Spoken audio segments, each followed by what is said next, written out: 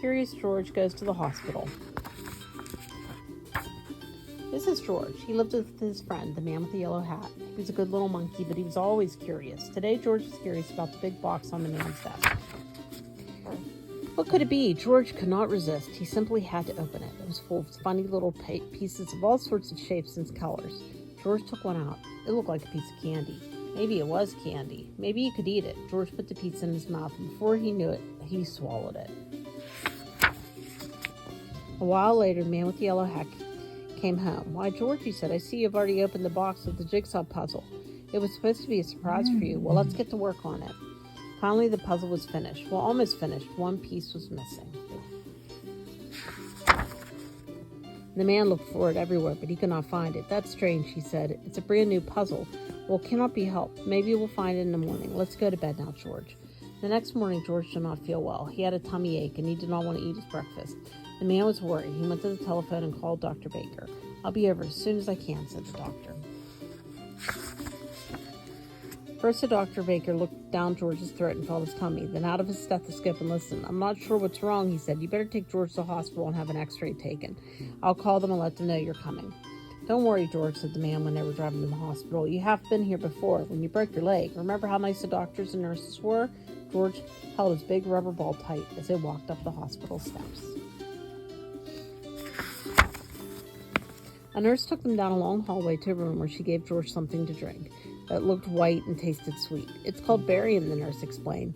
It helps the doctors find out what's wrong with you, George. In the next room stood a big table, and the doctor was just putting on a heavy apron.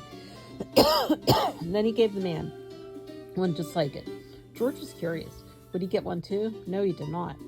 You get on that table, George, the doctor said. I'm going to take some x-ray pictures of your insides. He pushed a button and there was a funny noise. There, now you may get up and we will have the x-rays developed right away. Now let's see, there's something there. It should not be there, said the doctor when they looked at the x-rays. Why, that looks like, I think that might be the piece that was missing in our jigsaw puzzle yesterday, the man said. Well, said the doctor. At least we know what's wrong with our little patient. I'll tell Dr. Baker right away. George will have to stay in the hospital for a few days. They'll put a tube down his throat to get the piece out. It's only a small operation. I'll call a nurse and have her take you to the admitting office. Many people were waiting outside the office. George had to wait too. Look, Betsy, the woman said next to him to her little girl. There's Curious George. Betsy looked up. For a moment, she did not even smile. Betsy had never been to the hospital before, and she was scared. Finally, it was George's turn. A pretty young nurse took him to the next room. My, how many rooms and how many nurses there were. One nurse wrote on a lot of things about George. His name, his address, what was wrong with him. Another nurse put a bracelet around his wrist. It has your name on it, George, she said, so that everybody knows who you are. Then the pretty young nurse came back. My name is Carol, she said. I'm going to take you to your room now. We call it the children's ward and put you to bed. There'll be lots of other children to keep you company. And so it was. There was a lot of children in the room. Some were up and around. Others were in their beds with a doctor and nurse looking after them. Dave was having a blood transfusion. Steve had had his leg bandaged and was sitting in a go-kart. Betsy was in bed looking sad. And George got the bed next to Betsy. George was glad when he was in bed at last. His tummy was hurting again. The man sat with him for a while. Now I have to leave you, George, he finally said. I'll be back first thing in the morning before they take you to the operating room. Nurse Carol will tuck you in when it's time to sleep. Then he left. George just sat there and cried. As he promised, the man was back early the next morning. The nurses were keeping George very busy. One nurse was taking his temperature, one was taking his blood pressure, one was giving him a pill to make him sleepy, and one was getting him ready to give him a shot. It's going to hurt, George, she said, but only for a moment. She took his arm, and George let out a scream. But the needle hasn't touched you yet, the nurse said, laughing. There, now it's done. That wasn't so bad after all. No, it really was not. And anyways, it was over. By the time the attendant came with a stretcher to wheel him to the operating room, George was getting sleepy. He tried hard to stay awake. He was curious to see what would happen next. He could see a big table with bright lights over it, and doctors and nurses all around. They had caps on their heads and masks on over their faces. Only their eyes were showing. One of the doctors winked at George and patted his head. It was Dr. Baker, who had been to the house when it had all started. He looked funny with his mask on, and George was asleep. When George woke up, he did not know what happened. He didn't even know where he was. Then he saw Nurse Carol. "It's all done, George," she said. "They got the piece out. In a day or two, you'll be running around again." The man had brought him a picture book, but George felt sick and dizzy. His throat was hurting too. He was not even curious about the new book. He closed his eyes again. "We'll let him sleep," said Nurse Carol. "The more he sleeps, the better."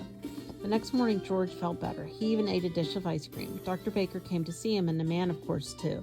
Betsy was watching him from time to time. She seemed a little less sad, but she still did not smile.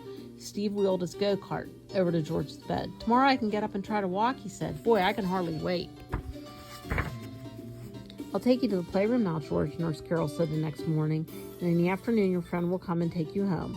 The playroom was full of children, and a lady showing Betsy how to use finger paints. There were all sorts of things to play, even a puppet theater, and that was just a thing for George. He had 4 hands, so he could handle 4 puppets at the same time. George gave a real puppet show with a dragon, a clown, and a bear and a policeman. The children laughed and shouted, and even Betsy, for the first time, smiled a little. There was a TV in the playroom and also a record player. George was curious. If he climbed on the record player and turned the switch, would it go round and round like a merry-go-round? It did.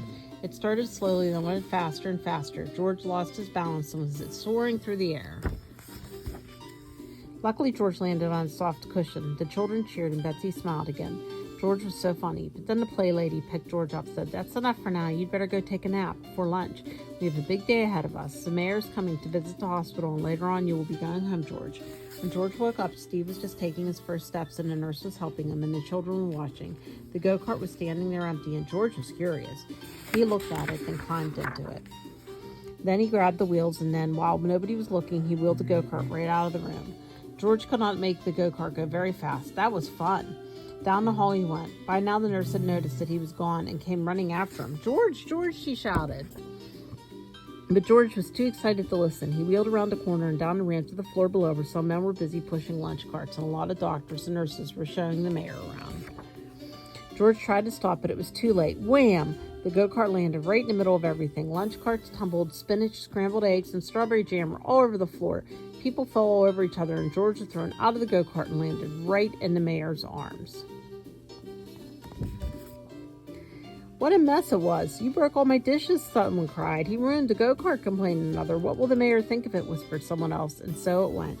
Suddenly everybody looked up and listened. From above came happy laughter, and there stood Betsy, laughing, laughing, laughing. Then the children joined in, then the mayor started laughing, and finally everybody just laughed, and George laughed.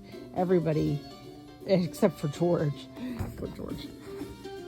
Betsy came running down the ramp, threw her arms around George, and kissed him. "Don't be sad, George," she said. "The whole thing was so funny. I never laughed so much in my life. I'm glad you're in the hospital with me." Now the director of the hospital spoke. "I'm sorry this happened, Mr. Mayor," he said, "but I think we'll just clean up the mess and be done with it." "George," he went on, "you've made a terrible mess, but you also made our sad little Betsy happy again, and that is more than any of us have done. And now I see your friend has just come to take you home. So goodbye, George, and take good care of yourself."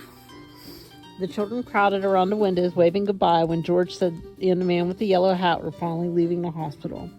As the car turned into the driveway, Nurse Carol came running after them. "Here's a little package with something that belongs to you, George," she called, "but don't open it before you get home." George was curious. Well, he would not be the moment he reached home. He ripped the paper off, tore open the box, and there was the piece of puzzle that had caused all the trouble. "How nice of the doctor to save it for us," the man with the yellow hat said, "and now we can finish the puzzle." The end.